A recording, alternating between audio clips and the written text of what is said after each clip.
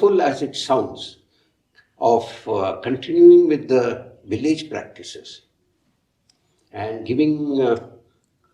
telling people, yeah, khadi se banao. Wonderful things.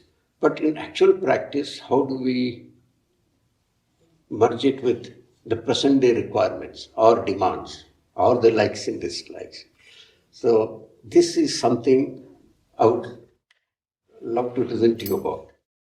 There is, I think, in the last 3 to 4 years, a very large number of small producers of soap, what they call handmade soap, who are able to assure you of a very nice, well-made product, well-formed, well-packaged, whose materials are certified as being organic, as being pure, and which are certainly have a premium price to them, which people are willing to pay nowadays because they are seeing that the effects of the overuse of chemicals in the mass-produced soap is in fact harming them. It's harming their skin, it's harming their hair, it's harming youngsters, children and babies.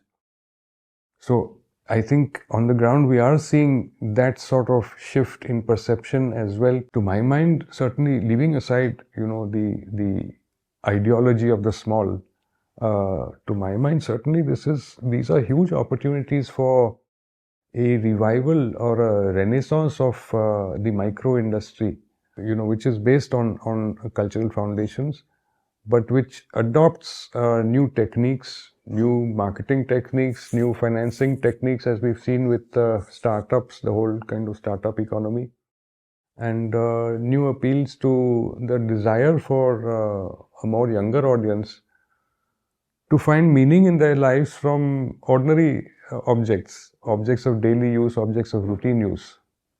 They certainly I think they find it more pleasurable to use that kind of a soap rather than a Rexona, because, as we've been saying yesterday, that the transformation of the elements does something to you personally, it does something to your body.